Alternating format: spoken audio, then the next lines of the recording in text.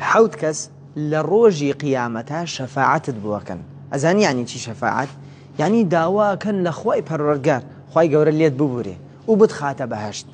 یەکەمیان پێغەمبەران عەلەیهیمو السەڵات وەسەلام، لە پێش هەمویان پێغەمبەرمان صلی الله علیه وسلم دەست ئەکا بە شەفاعەت، داواکە لە خۆی پەروەردگار حساب و کتاب دەست پێکە، لە دوایەوە شەفاعەتەکات خەڵک بڕواتە بەهەشت، لە دوایەوە شەفاعەتەکات لە ئومەتەکەی خی پەروەردگار بێ حساب و کتاب کۆمەڵانیان خاتە بەهەشت.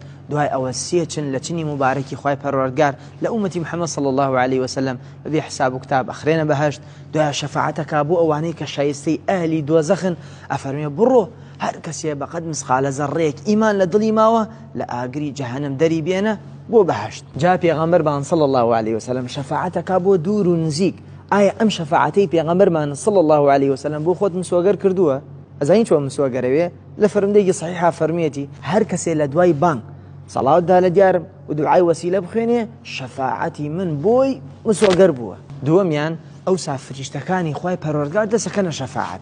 سێمیان پاشان شەهیدەکان، کەسی شەهید بە ئازارەوە گەڕاوەتەوە بە لای خی پەروەردگار، بۆیە مەنزیلەتی لای خی پەروەردگار فرەفرە بەرزە، بۆیە شەفاعەتەکەن شەفاعەتیان بە ئیزنی الله سبحانه وتعالى قبولەوێ. رسول الله صلى الله عليه وسلم فەرمێت ڕوخسەت دراوە بە کەسی شەهید هەفتا کەس لە کەسە نزیکەکانی شەفاعەتیان بۆ بکە و لەگەڵ خۆیان بیان خاتە بەهەشت. چوارەمیان پاشان شەفاعەتی منداڵی کۆچکردوو دەست پێکە.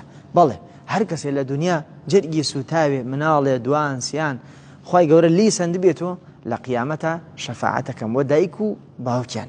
هەروەها مژدە بێ لەو کەسانەی لە دنیاە کەسانی چاکیان کردووە بە هاوڕێی خۆیان، دۆستایەتیان لەگەڵ پیاوچاکانە کردووە، لە ڕۆژی قیامەتە ئەوانیش شەفاعەتیان بووەکەن. خی گەورە لە زاری مجریم و تاوانباران لە ڕۆژی قیامەتە فەرمێ فما لنا من شافعین ولا صديق حمیم. کوورە خۆیەمە لێرە کەسێکیشمانە و شەفاعەتمان بۆ بکە، هاوڕێیەکی چاکیشمانە و دڵمان پێی خۆشوێ. شەشەم و حەوتەم و کۆتایی کردەوە چاکەکانت، و بە تایبەتر لە نێو کردەوە چاکەکان قورئان و ڕۆژوو تکات بووەکەن لای خی پەروەردگار.